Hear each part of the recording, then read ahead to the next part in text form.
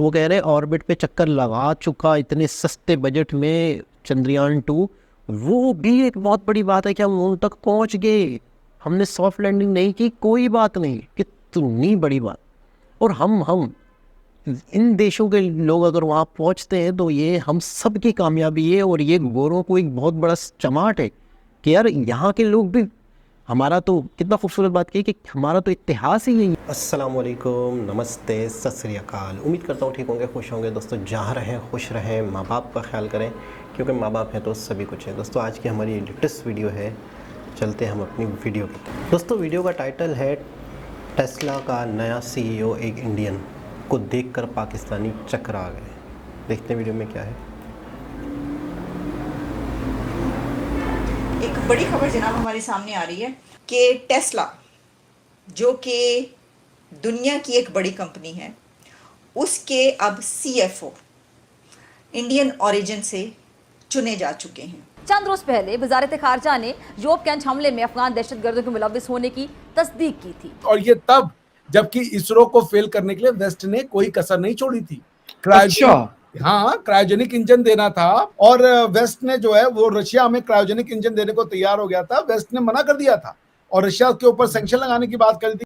पाकिस्तान को pull out करना पड़ा एक ईरान पाकिस्तान पाइपलाइन से, जो पाइपलाइन गैस लेके आती पाकिस्तान में। अमेरिका के प्रेशर में आके इसको कैंसिल किया गया। कई बिलियन डॉलर का इस पर हर्जाना पे करना पड़ सकता है पाकिस्तान को। वैभव तनेजा इंडियन ओरिजिन उनको लगाएं। वही तो बेटे, वो मुहब्बे वतन कौम है, वो मुहब्बे वतन है हिंदू। मतलब इतनी बायसनेस है कि मतलब दे नॉट अलाउड इंडिया की यार वो भी स्पेस के अंदर अगर पहुंचता है तो क्यों पहुंचे। इंडिया ने मिशन मून के बाद मिशन ओशन भी लॉन्च कर दिया है और उसका नाम रखा गया है समुद्रयान, जो कि 2026 तक प्रॉपर लॉन्च कर दिया जाएगा। मेरे लिए तो यही सक्सेसफुल हो गया फकर भाई की इतनी बड़ी मैन्युवरेंस करके उसको उन्होंने जो है सोचिए पैसे बचा करके स्लिंग शॉट के थ्रू और पहुंचा दिया उसको ऑर्बिट में। बिग मैन्युवरेंस। और इन्होंने इनकी सारी जिंदगी और जो तालीम इन्होंने हासिल की है वो इंडिया से ही हासिल की है। हेलो फ्रेंड्स, जय हिंद। हिंदुस्तान स्पेशल में आपका स्वागत है। दोस्तों ईरान के बार बार चेतावनी के बाद आखिरकार पाकिस्तान की शहबाज सरकार ने गैस डील पर तेहरान को संदेश भेज दिया है। पाकिस्तान अब ईरान के साथ कई अरब डॉलर्स के गैस पाइपलाइन प्रोजेक्ट को निलंबित करना चाहता है। पाकिस्तान ने कहा है कि उसे बाहरी कारकों की वजह से ऐसा करने के लिए मजबूर होना पड़ रहा है जो उसके नियंत्रण में नहीं है। दरअसल ईरान के खिलाफ अमेरिका ने बहुत कड़े प्रतिबंध लगा रखे हैं और यही वजह है कि वह गैस डील को आगे नहीं बढ़ा पा रहा। पाकिस्तान के गैस डील को सस्पेंड करने से अब उसे 18 अरब डॉलर का भारी भरकम जुर्माना ईरान को देना पड़ सकता है। पाकिस्तानी मीडिया की रिपोर्ट्स के मुताबिक पाकिस्तान ने ईरान को साफ साफ कह दिया कि जब अमेरिका के प्रतिबंध ईरान के खिलाफ लगे हुए हैं, इस प्रोजेक्ट को आगे नहीं बढ़ा पाएगा। दूसरी तरफ एलोन मस्क ने एक बड़ा कदम उठाते हुए एक भारतीय को टेस्ला का CFO नियुक्त कर दिया है, जिसकी चर्चा भी पाकिस्तानी मीडिया में बड़े जोरों शोरों से हो रही है। एक बड़ी खबर जनाब हमारे सामने आ रही है और वो बड़ी खबर ये है कि हम अक्सर बात किया करते हैं कि दुनिया में जितनी भी टेक कंपनीज है सबके CEOs जो हैं वो हमारे हमसाया मुल्क इंडिया से आते हैं। यानी जितने भी CEOs ख़ासतौर पर जो यूथ है दुनिया की टेक कंपनीज पर जो रूल कर रहे हैं वो इंडिया के नौजवान हैं, वहाँ की यूथ है। आप सुंदर पिचाई से शुरू हो जाएं और फिर जितने भी यानी जब चेंज होते रहे, जैसे कि ट्विटर के पहले कोई और थे फिर कोई और आए, उस जितनी भी कंपनीज हैं कई मरतबा हमने इसके ऊपर बात की। सिर्फ यही नहीं बल्कि जो दुनिया के बड़े इदारे हैं, वर्ल्ड बैंक, सिर्फ टेक कंपनी ही नहीं बल्कि जो बड़े इदारे, इंस्टीट्यूशन जो कि पूरी दुनिया को चलाने वाले इदारे समझे जाते हैं, जैसे कि वर्ल्ड बैंक से लेकर और उसके बाद जो है अब तो खैर जो रूलिंग एलीट है दुनिया की वो भी इंडिया के नौजवान ही बनते चले जा रहे हैं। तो एक खबर जो इस वक्त आई है वो ये है कि टेस्ला जो कि दुनिया की एक बड़ी कंपनी है, उसके अब CFO इंडियन ओरिजिन से चुने जा चुके हैं। और एलोन मस्क की कंपनी टेस्ला ने यह फैसला किया है कि अब वो अपने CFO के तौर पर वैभव तनेजा इंडियन ओरिजिन उनको लगाएं। और ये फैसला कर लिया गया है कि Indian origin new CFO of Elon Musk led Tesla. इससे पहले जो इसको कर रहे थे कंडक्ट सारा एज ए CFO, उनकी तरफ से एक स्टेटमेंट आई है और एक उनकी तरफ से जो है वो नोटिस आप कह लें या स्टेटमेंट कह लें, वो सामने आ रहा है, जिसमें उन्होंने कहा है कि वो जो हैं वो शुक्रिया अदा करते हैं, थैंक यू करते हैं, और उन्होंने बड़ा ही अच्छा टाइम गुजारा और ये सब हुआ। और उसके बाद कल रात से ये कहा जा रहा है कि जैसे ही ये खबर आई कि इससे पहले वाले जो हैं खैरकौन, वो उन्होंने अपनी एक स्टेटमेंट जारी की है जिसमें उन्होंने कहा है कि अब वो नहीं रहेंगे उस पे। तो उसी के साथ ये खबर भी चलना शुरू हो गई कि कौन होगा। तो ये सोचा जाने लगा कि ये कहा जाने लगा कि यकीनन ये कोई इंडिया का नौजवान होगा जो अब इनकी जगह पर आएगा। अब ये सोचा जाना इतना कोई मुश्किल बड़ी बात नहीं है, यानी ये कि कोई रॉकेट साइंस नहीं है, क्योंकि इसकी वजह ये मैं आपको पहले कह चुकी हूँ अभी 1 मिनट पहले कि जनाब पूरी दुनिया की जो कंपनीज है उसके ऊपर रूल कौन कर रहा है, वो भारत के नौजवान हैं। तो वो कल रात वाली बात जो है वो दुरुस्त साबित हुई है इस तरीके से कि वाकई कि इस जगह पर जिसको अब लगाया जा रहा है वो हैं वैभव तनेजा। और इन्होंने इनकी सारी ज़िंदगी और जो तालीम इन्होंने हासिल की है वो इंडिया से ही हासिल की है, यानी वहाँ के ही एजुकेशनल इंस्टीट्यूशंस से ये पढ़े हुए हैं। लेकिन ये देश का प्यार है और इतनी बड़ी बड़ी मतलब आप सोचिए मैनेवरेंस कर रहे हैं, और ये तब जबकि इसरो को फेल करने के लिए वेस्ट ने कोई कसर नहीं छोड़ी थी। क्रायोजेनिक इंजन देना था हमारे रॉकेट के लिए। जो विकास इंजन जिसको आप नाम सुनते हैं, ये विक्रम साराभाई के नाम पे है, विक्रम और स से साराभाई। तो विक्रम साराभाई की ये सोच थी, और वेस्ट ने जो है वो रशिया में क्रायोजेनिक इंजन देने को तैयार हो गया था। वेस्ट ने मना कर दिया था और रशिया के ऊपर सैंक्शन लगाने की बात करी थी कि अगर आप देंगे इनको क्रायोजेनिक इंजन तो हमसे अच्छा कोई नहीं होगा। West NASA never wanted India to grow. इसका मतलब इतनी बायसनेस है कि मतलब दे नॉट अलाउड इंडिया की यार वो भी स्पेस के अंदर अगर पहुंचता है तो क्यों पहुंचे। भाई उनको लगता है कि ये उनका है, ये उनका डोमेन है, और कोई ह्यूमैनिटी इसको सोच नहीं सकती, वो भी हम भूरे लोग, आप समझ रहे हैं। तो उनको ये लगता है यार ये कैसे जा सकते हैं, ये तो हम ही जा सकते हैं, तो सिर्फ हमको पता है। तो उनको ये नहीं पता है कि हमारे तो दादा परदादा इसके बारे में जानबूझ के बैठे हुए हैं। भाई हमारे तो खून में है ये एस्ट्रोनॉमी और एस्ट्रोलॉजी, तो हमें तो इसमें कैसे हरा दोगे।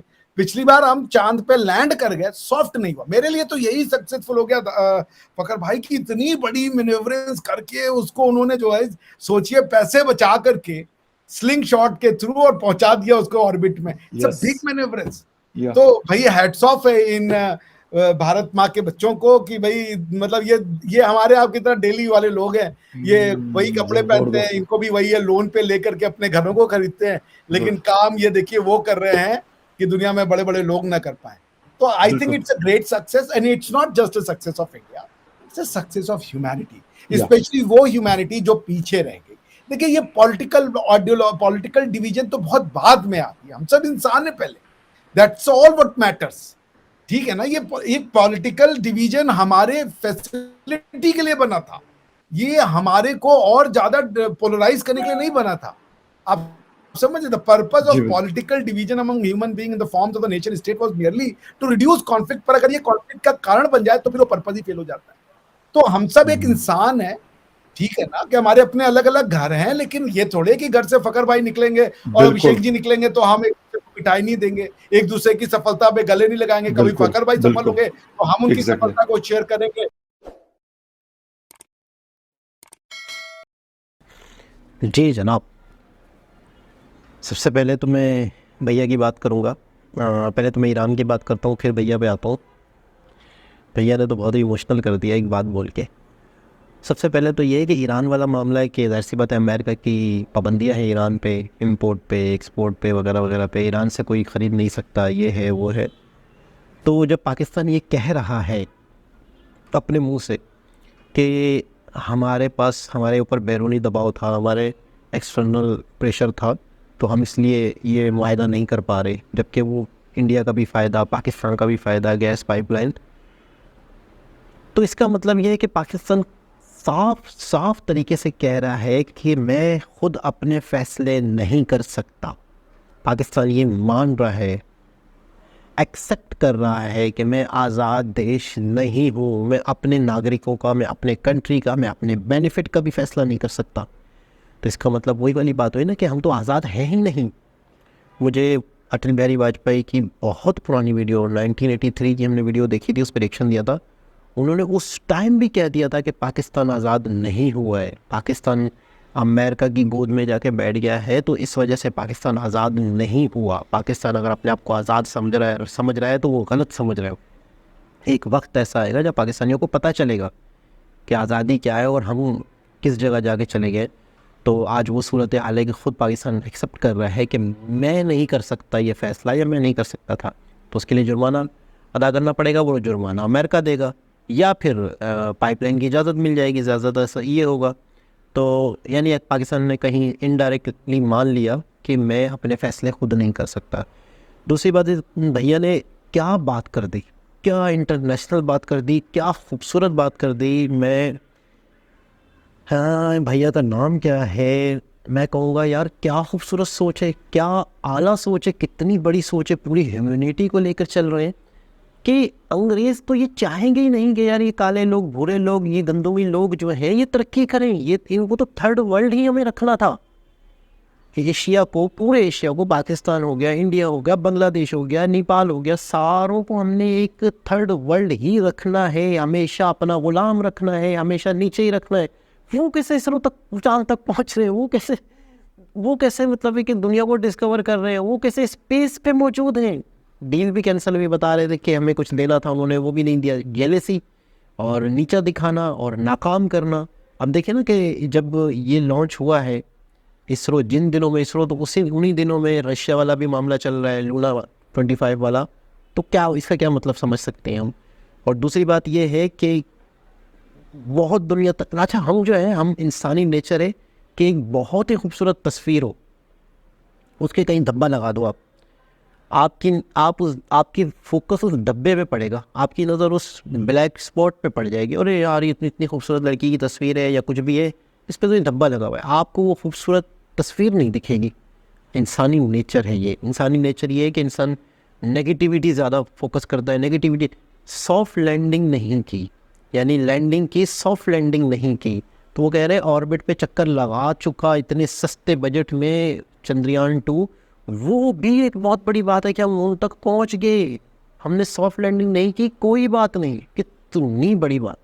और हम इन देशों के लोग अगर वहाँ पहुँचते हैं तो ये हम सब की कामयाबी है। और ये गोरों को एक बहुत बड़ा चमाट है कि यार यहाँ के लोग भी, हमारा तो कितना खूबसूरत बात की कि हमारा तो इतिहास ही यही है कि हम तो बहुत पहले ये चीज़ें डिस्कवर कर चुके थे, जो यही लोग चुरा के ले गए, यही लोग हमारी चीज़ों पे कब्जे करके बैठ गए। आज बहुत सारी जो इनोवेशन है उन सब पे उनके नाम है अंग्रेज़ों के, जबकि यहाँ पहले लोग कर चुके थे। हवाई जहाज़ है, बहुत सारी ऐसी चीज़ें जिसमें हमने वीडियोस भी देखी थी, बहुत कुछ पता चला था। बड़ा फ़ख्र होता है मुझे अपने इतिहास पे, जब आप लोगों की सजेस्ट की हुई वीडियो देख के पता चलता है कि यार हम तो ये थे और आज हम क्या रह गए हैं। तो बहुत अच्छी बात की, बहुत मतलब यकीन करें जज्बाती कर दिया कि ये तो ह्यूमैनिटी वाला मामला है, ये तो पूरे ब्राउन लोगों का मामला है यार। जितने भी गंदुमी लोग हैं उन सब के गीत हैं। और हम पाकिस्तानी का तनकीद करें कि यार ये ख़र्च करके बिला वजह, कितनी बेवकूफ़ वाली बात है, कितनी अजीबोगरीब बात है। पाकिस्तानी क्या है कि यार हम इतने पैसे खर्च करके चाँद पे क्यों जाएँ, हमें तो यही से चाँद दिखता है। तो कितनी नॉनसेंस बात है कि यार जो जा रहा है, जो तरक्की कर रहा है, सलाम करो, तारीफ़ करो और क्या कहते हैं अपना अप्रिशिएट करो, ताकि मतलब ऐसी बात है यार, कौन जा रहा है, पड़ोसी है हमारा यार, हम हमारे में से ये एक तरह से बात को समझो। बहुत बड़े बेवकूफ़ लोग कि यार अपने ही भाई, अपने ही दोस्त, अपने ही पड़ोसी की तरक्की पे तनकीद करें, नुक्ताचीनी करें, बहुत बड़ी बेवकूफ़ी है। तो इन भाई ने बहुत बड़े लेवल पे बता दिया, समझा दिया कि ये पूरी ह्यूमैनिटी का मामला है, ये सिर्फ हमारा मामला नहीं है। बहुत अच्छा लगा, बहुत ही ज़बरदस्त वीडियो थी। दोबारा किसी और वीडियो के साथ आपसे मुलाकात होगी। जब तक के लिए अल्लाह हाफ़िज़।